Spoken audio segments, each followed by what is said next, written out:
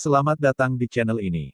Video ini membagikan berita aktual tentang pembaharuan dalam gereja Katolik, yang salah satunya adalah tindakan hukum kepada para imam atau kaum tertahbis yang melanggar hukum. Berita ini dikirim oleh Pastor Dodi Dasik CMF dari Roma Vatikan dan sudah terbit dalam media online, Katolikpedia. Selamat mendengarkan dan membaca. Paus Fransiskus perbarui buku 6 Kitab Hukum Kanonik Gereja Katolik. Pada Selasa tanggal 1 Juni tahun 2021 melalui Konstitusi Apostolik, Pascite Gregem Dei, Gembalakanlah Kawanan Domba Allah, 1 Petrus 5 ayat 2, Paus Fransiskus menyetujui pembaruan buku 6 Kitab Hukum Kanonik, tentang sanksi pidana dalam gereja. Buku 6 KHK kita ini hanya memiliki 89 kanon, dibandingkan dengan 220 kanon pada Kodeks Lama KHK 1917. Pada pembaruan yang sekarang ini jumlah kanonnya tetap sama yakni 89 kanon, tahun 1311 sampai tahun 1399, hanya ada penambahan jumlah paragraf pada beberapa nomor kanon yang ada. Ketetapan pembaruan ini akan mulai berlaku pada tanggal 8 Desember tahun 2021 mendatang. Ada satu ajakan yang dikemukakan pada salah satu paragraf dari dokumen Pascite Gregem Dei ini yakni, agar setiap orang dapat dengan mudah memahami ketentuan yang dimaksud, sebab menaati disiplin sanksi pidana dalam gereja adalah kewajiban bagi seluruh umat Allah, yang mana tanggung jawab untuk penerapannya yang benar secara khusus dimiliki oleh para gembala dan pemimpin dari masing-masing komunitas. Ini adalah tugas yang dengan cara apapun tidak dapat dipisahkan dari tugas pastoral yang dipercayakan kepada mereka, dan itu harus dilakukan sebagai sebuah kebutuhan nyata yang tidak dapat dilepas dari cinta kasih, tidak saja terhadap gereja, komunitas Kristen dan setiap korban, tetapi juga terhadap mereka yang telah melakukan kejahatan, yang membutuhkan belas kasihan dan penilaian dari gereja. Pembaruan buku 6 KHK ini dikembangkan dalam konteks kolaborasi kolegial yang sangat luas dengan pertukaran saran, ide, gagasan dan pengamatan yang berkelanjutan, yang melibatkan sejumlah besar orang di seluruh dunia. Dari konsultasi tersebut, ada lebih dari 150 pendapat yang lengkap, yang kemudian disistematisasikan, didiskusikan bersama dalam kelompok-kelompok kerja, hingga skema baru yang diamandemen tiba dan jadi pada pertengahan tahun 2016. Karena itu, Monsinyur Filippo Iannone, Presiden Dewan Kepausan untuk teks-teks legislatif, dalam konferensi persnya mengatakan bahwa pentingnya mematuhi hukum untuk kehidupan gerejawi yang tertib.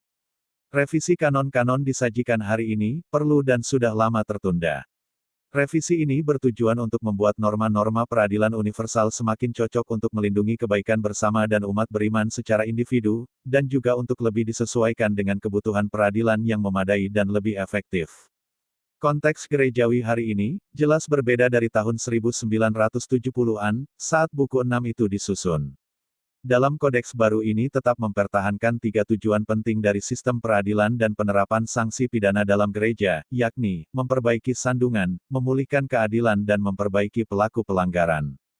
Ketiga tujuan ini sebenarnya sudah ada pada Kanon 1341, ordinaris hendaknya baru mengusahakan prosedur peradilan atau administratif untuk menjatuhkan atau menyatakan hukuman, hanya ketika ia menilai bahwa baik peringatan persaudaraan maupun teguran atau sarana-sarana keprihatinan pastoral lain tidak mencukupi lagi untuk memperbaiki sandungan, memulihkan keadilan dan memperbaiki pelaku pelanggaran.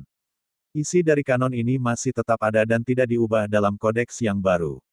Kodeks baru ini juga memberikan semacam hukuman baru, yakni dengan menampilkan daftar hukuman yang lebih rinci dan teratur yang memungkinkan otoritas gerejawi untuk mengidentifikasi dengan lebih efektif dan proporsional setiap pelanggaran hukum yang bersifat individual. Kebaruan yang lain adalah soal adanya kemungkinan penerapan hukuman tidak saja untuk kaum tertahbis tapi juga untuk semua umat beriman. Disebutkan juga dalam kodeks yang baru ini soal teks prinsip dasar praduga tak bersalah dan beberapa perubahan lain untuk mendukung kesimpulan persidangan dalam jangka waktu yang cukup singkat. Selain itu ada juga tindak pidana baru yang revisi buku 6 ini. Disebut tindak pidana baru karena beberapa pelanggaran hukum yang dulu ada dalam KHK 1917, yang kemudian tidak diterima pada KHK 1983, kini bisa kita temukan dalam revisi kodeks yang baru ini. Misalnya, soal praktek korupsi, soal pelayanan sakramen dari mereka yang dilarang untuk melakukannya, dan soal penyembunyian dari otoritas yang sah setiap penyimpangan yang berkaitan dengan tahbisan suci. Beberapa kasus baru yang juga ditambahkan dalam revisi kodeks ini seperti pelanggaran soal rahasia kepausan, melalaikan kewajiban untuk melaksanakan hukuman atau keputusan pidana, melalaikan kewajiban untuk memberitahukan suatu kejahatan yang dilakukan, meninggalkan secara ilegitim, tidak sah pelayanan yang dipercayakan.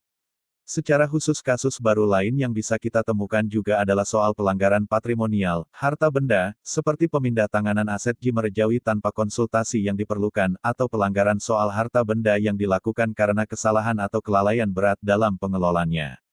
Singkatnya bisa dikatakan bahwa kebaruan yang ada pada revisi buku 4 ini mulai dari soal pedofilia hingga pada soal pelanggaran pengelolaan harta benda patrimonio.